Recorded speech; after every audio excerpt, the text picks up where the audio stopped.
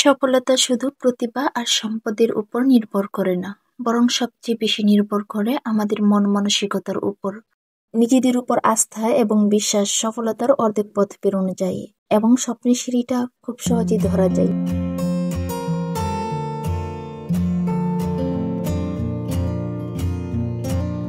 Hello everyone, welcome back to my channel. Today I am sharing a very simple Bangladeshi blog. I will also show you a little blog of my daily life. So stay with me till the end of the video. আসসালামু আলাইকুম Bangladeshi Bloggers মম Sabina channel থেকে আমি সাবিনা ময়মনসিংহ থেকে বলছি। কাছে এবং দূরে, দেশ এবং দেশের বাইরে, ছোট এবং বড়, বৃদ্ধ এবং জোয়ান, যে যেখান থেকে আমার ভিডিওটি দেখছেন, আশা করছি সবাই ভালো আছেন। আলহামদুলিল্লাহ, আল্লাহর অশেষ রহমতে এবং আপনাদের দোয়ায় আমরাও ভালো আছি। এখন সময় হচ্ছে ভোর 4টা। সকালে ঘুম থেকে উঠে নামাজ কালাম শেষ করে প্রথমে আমি গাছগুলোতে একটু পানি দিয়ে দিলাম। আর হচ্ছে যে শীতের দিন বলে যে গাছে পানি দিতে হবে না তেমন কিন্তু কোনো বিষয় না। তো গাছগুলো কিন্তু মাটি শুকিয়ে যায়, যেহেতু আমার ঘরে খুব আলো বাতাস লাগে না। তো আমি এই জন্য প্রায় চেষ্টা করি সকালে উঠে কিংবা সন্ধ্যার পরে গাছে একটু পানি দেওয়ার। তো পানি দিয়ে তারপরে যে আমি প্রথমে ঘরটা ঝাড়ু দিয়ে নিচ্ছি। আমি আমার সকল ভিডিওতে একটা কথা বলার চেষ্টা করি, আপনি যদি সারাদিনে আপনার কাজের বরকত পেতে চান তাহলে হচ্ছে যে খুব ভোর থেকে কাজ শুরু করে দিন। আর পাখিরা যেরকম খুব ভোরে তাদের আহারের জন্য বেরিয়ে পড়ে, আমরা মানুষ হিসেবে কিন্তু আমাদেরও দায়িত্ব ভোর থেকে কাজ শুরু করা হলে কিন্তু আমাদের প্রত্যেকটা কাজে খুব বরকত আসে। তো এই যে বাচ্চারা কিন্তু এখনো ঘুমাচ্ছে আলহামদুলিল্লাহ। আর এদিক দিয়ে দেখলাম যে আমার যে রান্নারগুলো আছে সেগুলো অনেক নোংরা হয়ে আছে, আর এখন এগুলো আমি এত সকালে বাথরুমে নিয়ে যাব না, সেজন্য আমি এগুলো বেসিংয়ে রাখলাম। আর এদিক দিয়ে কিন্তু আমি চা বসিয়ে দিয়েছি, কারণ হচ্ছে চা না খেলে আবার আমার মাথাটা তেমন কোনো কাজ করে না, আমি কাজও করতে পারি না। আর এই যে রাত্রের তরকারি আছে সেটা দিয়ে আজকে বাচ্চাদেরকে নাস্তা দিয়ে দিব। রুটি বানানো আছে আর রুটিটা ছেঁকে দিব। তো ওরা উঠুক আগে, তারপর আর কি নাস্তার কাজে হাত দিব। আর এদিক দিয়ে আমি কিন্তু যে রান্নারে গরম পানি দিয়ে দিলাম। আর এখানে একটা ছোট্ট টিপস দিই, আপনারা কি করবেন, আপনাদের যে ডাইনিং টেবিলের যে প্রয়োজনীয় জিনিসগুলো যেগুলো হচ্ছে অলক্লোথ, তারপর হচ্ছে ডাইনিং টেবিলের পর্দা, রানার সেট, এগুলো না প্রতি সপ্তাহে সপ্তাহে ধোয়ার চেষ্টা করবেন। কারণ হচ্ছে যে অনেক তেলাপোকা থাকে, পোকামাকড় থাকে, যেগুলো আমাদের অদেখায় কিন্তু এগুলাতে হাঁটাচলা করে। সেক্ষেত্রে আপনাদের কিন্তু আপনাদের বাচ্চাদের সবারই কিন্তু রোগ জীবাণুটা কম হয়ে থাকবে। আর হ্যাঁ, অবশ্যই কিন্তু হালকা একটু গরম পানি দিয়ে ধোয়ার চেষ্টা করবেন, তাহলে যে যদি কোনো ব্যাকটেরিয়া থাকে সেটাও কিন্তু ধ্বংস হয়ে যাবে। তো আমি কিন্তু সপ্তাহে সপ্তাহে কিন্তু রান্নারগুলো ধোয়ার চেষ্টা করি। আর এগুলো ধুলে কিন্তু বাথরুমে কিংবা ওয়াশরুমে না গেলেও হয়, যে যাই বলেন আর কি, অনেকেই ওয়াশরুম বলেন, বাথরুম বলেন অনেকেই। তো আসলে আমি এগুলো সবসময় এই যে আমার যে সিঙ্ক আছে সেখানেই কিন্তু ধোয়ার চেষ্টা করি। আর এগুলো আসলে তেমন কেচে না ধুলেও হয়, এরকম একটা ব্রাশ নিলেই কিন্তু, ব্রাশ দিয়ে ঘষা দিলেই কিন্তু অনেক সুন্দর পরিষ্কার হয়ে যায়। তো সারাদিন কিন্তু আজকে আমার প্রচুর কাজ, জানি না এক সেকেন্ড একটু রেস্ট নিতে পারবো কিনা, তবে দেখা যাক, আল্লাহ ভরসা। সবাই মাশাল্লাহ বলে যাবেন আর আমার জন্য দোয়া করে যাবেন, যেন এরকম এনার্জি নিয়ে আমি আমার সংসারটা সামলাতে পারি। আমিও আমার মন থেকে সকল আপদের জন্য অনেক অনেক বেশি দোয়া করি, সবাই যেন সবার সংসারটাকে সুন্দর করে গুছাতে পারে, সুন্দর করে সাজাতে পারে। আল্লাহ যেন সবাইকে নেক হায়াত এবং বারাকা দান করে, আমিন। আজকের ভিডিওতে অনেক কিছু দেখতে পাবেন, আশা করছি সবাই ভিডিওটি কন্টিনিউ করবেন। আজকের ব্লগে সকালে আমি কিভাবে দিনটা শুরু করেছি সেটা তো অলরেডি দেখিয়ে নিয়েছেন। ঘরের কাজ, বাচ্চাদের দেখাশোনা আর নিজের সময় সব কিভাবে ম্যানেজ করলাম। আজকে কি আমার কিচেনে কোনো কিছু রান্না হইলো কিনা সেটা দেখতে পাবেন। তবে যাই হোক, আজকের ব্লগের কোনো মুহূর্তটা যদি আপনাদের রিয়েল মনে হয় তাহলে সেটা আমাকে কমেন্ট বক্সে জানাবেন। এই যে অনেক অনেক কাজ করলাম, তার মধ্য থেকে আমার কাছে সবচেয়ে কোনটা বেশি কঠিন লাগলো সেই বিষয়টা হচ্ছে জানতে পারবেন। আর আপনাদের কাছে কোনটা বেশি কঠিন লেগেছে সেটাও কিন্তু আমাকে জানাতে ভুলবেন না। তো আজ ঘরের কাজের মধ্যে কোনটা বেশি সময় নিল সেটা বলার চেষ্টা করব। দুপুরের পর কি কোনো কিছু স্পেশাল রান্না করেছি কি না সেটা জানতে পারবো। তো আজকের দিন থেকে কি শিখলাম আর কি নতুন অভিজ্ঞতা হলো সেটাও আপনাদের সাথে শেয়ার করব। এই মুহূর্তে যারা ভিডিওটি ক্লিক করে দেখা শুরু করেছেন তারা প্লিজ সবাই একটা লাইক দিয়ে ভিডিওটি কন্টিনিউ করেন। আমার কোনো কথা এবং কোনো কাজ যদি আপনাদের একটু ভালো লেগে থাকে তাহলে সাবস্ক্রাইব করে আমার চ্যানেলের সাথে যুক্ত হয়ে থাকতে পারেন। আর পাশে থাকা বেল আইকনটি ক্লিক করে অল অপশনটি অন করে রাখেন। তাতে করে হবে কি, আমি যদি কোনো ভিডিও আপলোড করি তাহলে আপনার কাছে নোটিফিকেশন চলে যাবে। আপনি আপনার সময় এবং সুযোগ বুঝে ভিডিওটি দেখে নিতে পারেন এবং আপনার মূল্যবান মতামত আমার কমেন্ট বক্সে লিখে যেতে পারেন। আপনাদের একটি লাইক এবং কমেন্টের ভিত্তিতে আমি নতুন নতুন ভিডিও আপলোড করার সাহস পাবো। আর আজকের ভিডিওর কোন অংশটা আপনাদের সবচেয়ে বেশি রিয়েল মনে হলো সে বিষয়টা আমাকে কমেন্ট বক্সে জানাতে পারেন। আর আগামী ব্লগে আপনারা কি দেখতে চান সেটাও জানাতে পারেন। তাহলে আমি সেই অনুযায়ী ভিডিও আপলোড করার চেষ্টা করব ইনশাল্লাহ। এই তো আলহামদুলিল্লাহ, এগুলো আমি 2 থেকে 3টা ধোয়ার পরে এই যে দেখেন পানিটা কিন্তু মোটামুটি পরিষ্কারই বের হইলো। তো এখন আমি এখানেই ধুয়ে নিলাম। আমি একটু এরকমই, যখন কোনো কাজ শুরু করি তখন সেদিন কাজ করতেই থাকি। তো এই যে আমার মানে খাওয়ার পরে যে তাওয়ালটা ছিল সেটাও আমি গরম পানি দিয়ে একটু ওয়াশ করে নিলাম। আর এই যে দেখেন আমার চুলাটার অবস্থা খুব খারাপ। যেহেতু আজকে কাজ শুরুই করেছি তো এক ধাপ দিয়ে মানে এক সিরিয়াল অনুযায়ী করতেই থাকি। তো দেখা যাক, এদিক দিয়ে আবার আমার যে লুসুনিগুলো আছে সেগুলো আবার একটু নোংরা হয়ে গেছে, মানে বেশি তেল চিকচিকি হয়ে গেছে। তো এটা আমি মোটামুটি অনেক গরম পানি দিয়েই ভিজিয়ে রাখলাম। তো ওদিক দিয়ে ওই লুসুনিগুলো ভিজিয়ে রেখে আমি এখন চুলাটা পরিষ্কার করতে চলে আসছি। তো চুলা কিন্তু আজকে আমি একটা ধুবো, কারণ হচ্ছে যে আরেকটাতে আমাকে রান্না করতে হবে প্লাস গরম পানি করতে হবে। তো 2টা চুলায় যদি আমি এখন ভিজিয়ে নিই তাহলে আমার রান্না করার তেমন একটা স্কোপ থাকবে না। আর ভিজা চুলায় রান্না করলে কিন্তু কালি ওঠে। আর এদিক দিয়ে আমি তো অনেক কাজ করছি, সাথে সাথে কিন্তু আমাকে গোসলটাও করে নিতে হবে। কারণ হচ্ছে এখন হয়তোবা 5টা 20 বাজে, তো সময়ও কিন্তু কম। আর 8টা 20-এর দিকে যেহেতু আমিও বেরিয়ে যাব, সেহেতু একটু আগে গোসল না করলে কিন্তু মাথার চুলও শুকায় না। আর হচ্ছে যেহেতু আজকে কাজ করতেছি এদিক দিয়ে কাপড় চোপড়ও ভিজে গেছে, তো ভাবলাম যে গোসলের জন্য একটু গরম পানি বসিয়ে দিই। তো এদিক দিয়ে আবার চুলাটা সুন্দর করে আমি ব্রাশ দিয়ে এভাবে আর কি মেজে নিচ্ছি। আর দেখেন চুলাটা মাশাল্লাহ চকচকা হয়ে গিয়েছে। তো একটা চুলায় আপাতত ধুয়ে নিলাম, বাকিটা আর কি পরে ধুবো। তো আমার হাতের অবস্থাও কিন্তু অনেক খারাপ। হাতটাও কেমন জানি, মানে এই যে বেশি সাবান ধরলে না হাতের চামড়া উঠে যায়। তো তারপরেও কিচ্ছু করার নাই, নিজের কাজগুলো তো করতে হবে। আর এত দামি একটা চুলা যদি ঠিকভাবে পরিচর্যা করে না রাখি তাহলে হবে কি, মানে জং ধরে নষ্ট হয়ে যাবে। তো অলরেডি কিন্তু মোটামুটি অনেক জং ধরেই গিয়েছে, দুধ পড়েছিল। তো আমার হাতের অবস্থা খারাপ বিদায় আমি কিন্তু চুলাটা পরিষ্কার করতে পারিনি। তো আজকে দেখলাম যে না, চুলাটা পরিষ্কার না করলেই না হবে। সেজন্য এই যে একটু কষ্ট করে আর কি পরিষ্কার করে নিচ্ছি। তো দেখা যাক আল্লাহ কোন পর্যন্ত করার তৌফিক দান করে। তো এই যে দেখেন মানে এগুলো ঘষতে ঘষতে যে আমার হাতের আরো 12টা বেজে গিয়েছিল। তারপর মনে হয়েছিল যে এই কাজগুলো না আর কোনোদিন করব না। আসলে নখের নিচ থেকে একদম হাতের তালা পর্যন্ত বয়স দিতে গিয়ে না খুব মানে হাতের দিকে তাকাচ্ছিলাম বারবার করে, যে আসলে কোনো কাজ কষ্ট ছাড়া না। এটা হচ্ছে আমার সংসারের কাজ, তারপরও মানে এই ধরনের কাজগুলো করতে গেলে না আমার কেন জানি ভয় হয়।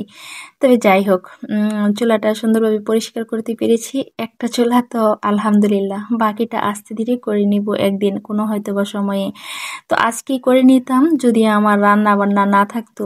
এদিক দিয়ে আবার সকাল টাইম যেহেতু সবাইকে তো বেরিয়ে যেতে হবে, আর কেউ তো না খেয়ে যেতে পারবে না। সেই জন্য আর কি আমি একটা একটা করেই ধুয়ে নিব। এ পর্যায়ে বলি যে ভিডিওর প্রথমে যে কথাগুলো বলেছিলাম সেগুলো কেন বললাম। আসলে এখনকার মানুষগুলো না, বিশেষ করে মহিলারা নিজেদের কাজের পরিপ্রেক্ষিতে তেমন থাকে না, বরঞ্চ অন্যেরা কি করলো অন্যের সমালোচনা নিয়ে তাদের মাথা ব্যথাটা বেশি। আসলে এ ধরনের মানুষেরা না জীবনে কিছু করতে পারে না, আবার অন্যের ভালোটাও তারা দেখতে পারে না। তাদের মাথায় যদি মিনিমাম বুদ্ধি বিবেচনা থাকতো তাহলে না তারা এই জিনিসগুলো খুব ভালোভাবে বুঝতে পারতো। অন্যের সমালোচনা করে কখনো বড় হওয়া যায় না। এ পর্যায়ে এসে আপনাদেরকে সহজ একটা টিপস দিই। আসলে সহজ বলতে হচ্ছে যে সংসারের কাজগুলো যেগুলো আছে, যে এগুলো টাইম ওয়াইজ কিংবা সিরিয়াল মেনটেন করে করলে কিন্তু কাজগুলা একটু সহজ হয়ে যায়। আর কি দরকার নিজের উপর পেরেশানি করে কাজ করার। এই যে দেখেন, যেমন ধরেন আমার অনেকগুলা পাপোশ আছে। তো এইখান থেকে কিন্তু আমি গতকালকে ধুয়ে দিয়েছিলাম 3 পিস, তো আজকে কিন্তু আমি 1 পিস ধুয়ে নিচ্ছি। আর 1 পিস দেওয়ার কারণ হচ্ছে আমি এখন যেহেতু গোসল করব, তো গোসলের আগে তো গরম পানি নিয়ে আসলাম। তো ভাবলাম যে এই যে গরম পানি আছে তো এখান থেকে একটা পাপোশ আমি যদি ধুয়ে নিই তাহলে আমার একটা কিন্তু ধোয়া হয়ে গেল। আর নিজের উপরে এত প্যারা নিয়ে আমি আসলে কাজ করাটা এত বেশি পছন্দ করি না। সেজন্য আমি চেষ্টা করি আস্তে ধীরে সবকিছু গুছানোর জন্য, সবকিছু করার জন্য। তো এই যে দেখেন হাতের কি একটা অবস্থা হয়েছে, আমি তো বলছি। সেজন্য আমি আরকি একটু আস্তে ধীরেই করি। তো ওদিক দিয়ে আবার পাপোশটা ধুয়ে তারপরে আমি একটু আবার রান্নাঘরে চলে আসলাম। হচ্ছে যে আমি যে লুচুনিগুলি যে ভিজিয়ে রেখেছিলাম সেটা আমার ধুইতে মনে ছিল না। তো এটা আমি এখন ধুয়ে সুন্দর করে তারপর হচ্ছে আমি গোসলে যাবো আরকি। তো ওগুলো ধুয়ে তারপরে এই যে আমার যে মোছামুছি করার ন্যাকড়াগুলো ছিল, মানে ফার্নিচার মোছার আর চুলা মোছার যে ন্যাকড়াটা, সেটা আমি এখন গরম পানি দিয়ে সেটা ওয়াশ করে নিলাম। আর সপ্তাহে যদি একদিন এরকম আমার সবকিছু আপনারা গরম পানি দিয়ে ওয়াশ করে নেন, তাহলে যে ব্যাকটেরিয়াগুলো থাকে সেগুলো কিন্তু চলে যায়। তো এই তো লাস্ট পর্যায়ে এসে আমি যে বেসিংয়ে কতগুলো কাজ করেছি, সেগুলো হচ্ছে আপনার একটু বেসিংটা আবার একটু ধুয়ে নিলাম। তো বেসিংটা ধুয়ে নিলে হয় কি, প্রত্যেক দিনেরটা প্রত্যেক দিন ধুয়ে নিলে যে আপনার বেসিং যে লাল হয়ে থাকে সেটা হয়ে থাকে না। আর একদিনে এত প্যারা নিয়ে এত ঘষাঘষি করার কি দরকার বলেন? প্রত্যেক দিনেরটা যদি রেগুলারই মেইনটেইন করে ধুয়ে নেওয়া হয়, তাহলে কিন্তু এত ময়লা হয় না আর এত শক্তিও অপচয় হয় না।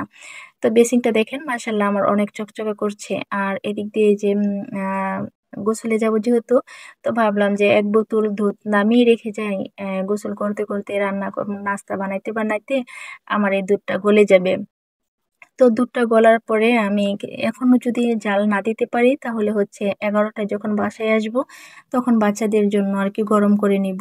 আর এদিক দিয়ে এতগুলা কাজ করলাম, তো এখন আবার একটু চা করে খেতে হবে আরকি। তো এজন্য আবার একটু চা বসিয়ে দিচ্ছি। আসলে আমি হচ্ছি একটু চা লাভার।